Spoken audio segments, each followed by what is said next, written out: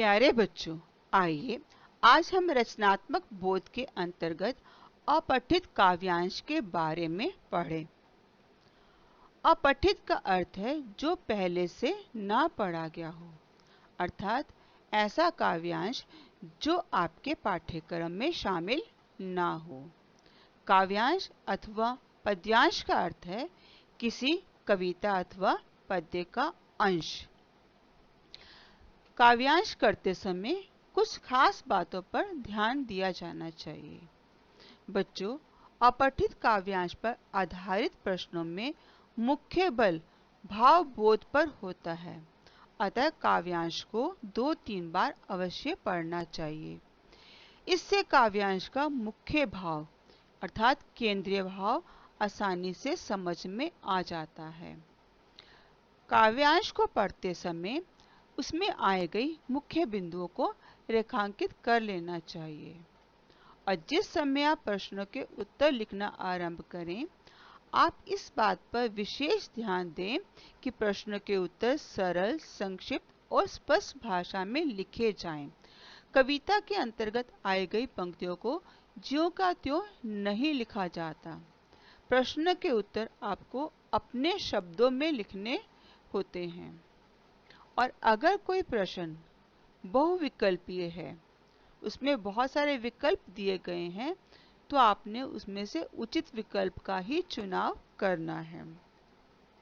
प्रस्तुत है उदाहरण काव्यांश का, जो भारत माता का मंदिर कविता से लिया गया है और इस कविता के रचयिता राष्ट्र कवि मैथिलीशरण गुप्त जी हैं। बच्चों, शिव की नगरी काशी में एक अनूठा भारत माता का मंदिर है। यहाँ पूजा, उपासना और ध्यान के लिए कोई देव की मूर्ति नहीं है, बल्कि कैलाश मुकुटधारी माँ भारती की झांकी को जमीन पर उकेरा गया है। यह भारतवर्ष का चित्र है, मानो बस यही एक मूर्ति है। और राष्ट्र कवि मैथिलीशरण गुप्त की कविता भारत माता का मंदिर वहाँ की दीवारों पर अंकित की गई है। प्रस्तुत है कविता का अंश भारत माता का मंदिर समता का संवाद। यहाँ यानी भारत माता का जो ये मंदिर है, यहाँ कैसी बातचीत चलती है, संवाद कैसा होता है, समानता का। यहाँ किसी तरह का कोई भेदभाव नहीं है। सबका शिव कल्याण यहाँ पाए सभी प्रसाद। यहाँ सभी का कल्याण होता है। परमात्मा यहाँ सभी की कृपा करते हैं, सभी का कल्याण करते हैं, सभी आपसी प्रेम का प्रसाद यहाँ पाते हैं। जाति, धर्म या संप्रदाय का नहीं भेद व्यवधान। यहाँ व्यवधान यानी बाधा। यहाँ धर्म, जाति, संप्रदाय के नाम पर कोई भेदभाव नहीं किया जाता।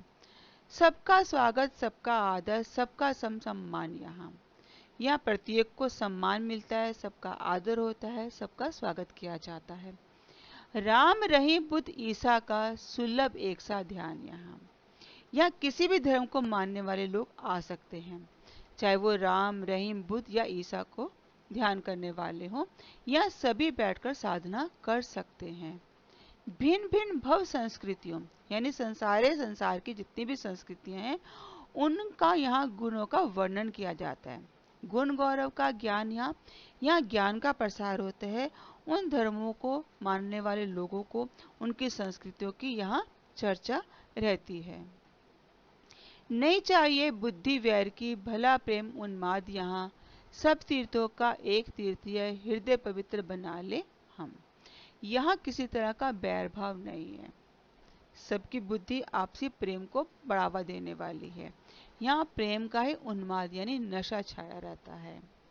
सबसे बढ़िया तीर्थ वो है जो अपने हृदय को ही पवित्र बना ले। अगर हमने अपने हृदय को पवित्र बना लिया तो किसी और तीर्थ पे भटकने की आवश्यकता ही नहीं है। यहाँ इस भारत माता के मंदिर पे आकर लगता है कि जैसे हम सारे भाई हैं, चाहे वो किसी भी धर्म को मानने वाला क्यों ना हो। तो यहाँ बैर का भी कोई स्थान नहीं है। आओ यहाँ अजात शत्रु बन सबको मित्र बना ले हम। आओ हम ऐसे बन जाएं कि हमारा कोई शत्रु ना हो और हम सबको अपना मित्र बना लें। रेखाएं प्रस्तुत हैं, अपने मन का चित्र बना लें हम।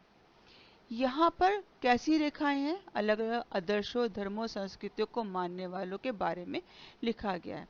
तो हम क्या करें, अपने मन में एक चित्र बना लें, एक छवि बना लें कि हम क्या बनना, क्या दिखना चाहते हैं। सौ आदर्शों को लेकर एक चित्र बना लें हम।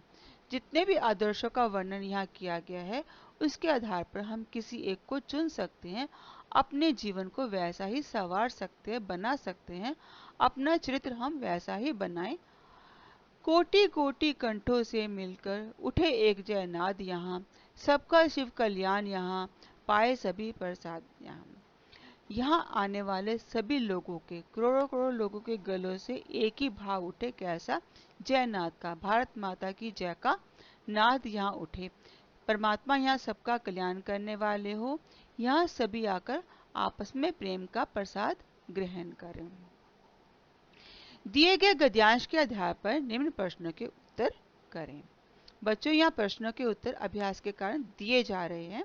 तो पहला प्रश्न है, भारत माता के मंदिर में किस तरह का भेदभाव नहीं है? भारत माता के मंदिर में जाति, धर्म या संप्रदाय के आधार पर किसी तरह का भेदभाव नहीं है। यहाँ सभी को समान दृष्टि से देखा जाता है। प्रश्न 2, काव्यांश में किन किन महापुरुषों के नाम आए हैं, उनके बारे में क्या कहा गया है? काव्यांश में राम, रहीम, बुद्ध और ईसा के नाम आए हैं। उनके बारे में कहा गया है कि भारतवासी इनमें से किसी के भी बताए गए मार्ग पर चल सकते हैं, अर्थात यहाँ सभी धर्म अवलंबियों को समान अधिकार प्राप्त है। प्रश्न 3, हम सबको अपना मित्र कैसे बना सकते हैं? उत्तर, किसी से भी शत्रुता का भाव न रखते हुए हम सबको अपना मित्र बना सकते हैं। कवि ने लोगों को अजात शत्रु बनने की सलाह दी है। प्रश्न 4, कवि ने देशवासियों के बीच एकता लाने के लिए क्या क्या करने का सुझाव दिया है? कवि ने सभी देशवासियों के बीच एकता लाने के लिए विभिन्न प्रकार के आदर्शों को ग्रहण करते हुए एक चरित्र बनाने तथा करोड़ों लोगों को एक ही जयनाद का उद्घोष करने का सुझाव दिया है। प्रश्न 5, पद्यांश में कोटि शब्द का क्या अर्थ है? उत्तर, कोटि शब्द का अर्थ है करोड़ों। अभ्यास कार्य 1। बच्चों, यहाँ आपको एक काव्यांश दिया जा रहा है, इसे आप ध्यानपूर्वक पढ़ेंगे, फिर इसके आधार पर दिए गए प्रश्नों के उत्तर आप करेंगे। प्रस्तुत है पद्यांश।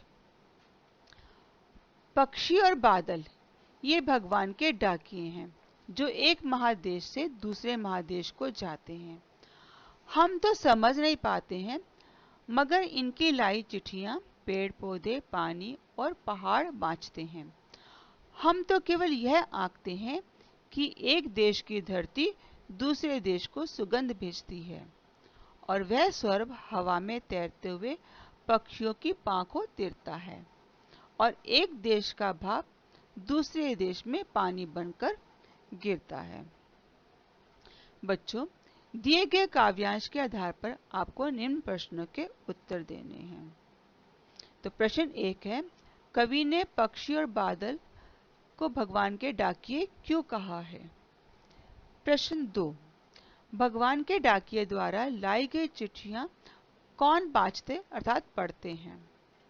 प्रश्न 3, कवि के अनुसार हम लोग किस बात को आंकते हैं? प्रश्न 4, पक्षी और बादल की चिट्ठियों में पेड़ पौधे, पानी और पहाड़ क्या बाँचते हैं? प्रश्न 5, एक देश का भाप दूसरे देश में पानी बनकर गिरता है, पंक्ति का क्या भाव है? अभ्यास कार्य 2। प्रस्तुत है कविता का अंश। प्रयागराज में ठिठक गई जमुना, किस मुंह से मिलूं बहन गंगा से। मेरा श्यामल श्यामल निर्मल जल, उसकी श्वेत सुधा धारा में मिलता, तो खिलखिल जाती बहन गंगा। दूषित जल से होगी विकल, गंगा ने जमुना की पीर भाप ली, यानी पीड़ा दुख भाप लिया। बोली क्षमा कर बहन चलिया, दूर क्यों खड़ी है तू, देख देख मुझ में बदबू, किसकी है यह करतूत। दूर खड़ा बोल उठा शहतूत, आदमी की करतूत। दिए गए काव्यांश के आधार पर निम्न प्रश्नों के उत्तर कीजिए। प्रश्न 1 है, जमुना प्रयाग में क्यों ठिठक गई? प्रश्न 2, गंगा ने यमुना को क्या संदेश दिया और क्यों? प्रश्न 3, शहतूत ने इस काली करतूत का दोषी किसे बताया? बच्चों, काव्यांश के अंतर्गत भी कभी कभी व्याकरण से संबंधित भी प्रश्न दिए जाते हैं। उसी आधार पर यहाँ प्रश्न दिया गया है 4, सुधा और जल के दो दो पर्यायवाची शब्द लिखिए। ये आपको उत्तर स्वयं लिखना है, इसका उत्तर काव्यांश में से नहीं मिलेगा। प्रश्न 5, निर्मल और बदबू शब्दों में उपसर्ग और मूल शब्द अलग अलग कीजिए। आशा है आपको अपठित काव्यांश समझ में आ गया होगा। कविता के मूल भाव को और गहराई से समझ सके, इसके लिए आवश्यक है कि आप समय समय पर पुस्तकालय जाएं, वहां कविताओं से संबंधित पुस्तकों को लीजिए और 2-2, 3-3 बार उन कविताओं का पाठ कीजिए। जब आप कविताओं का सस्वर वाचन करेंगे, यानी ऊंचा बोल बोल के उसका वाचन करेंगे, उसे पढ़ेंगे, तो आपको कविताओं के भाव सहजता से समझ में आने लग जाएंगे। धन्यवाद।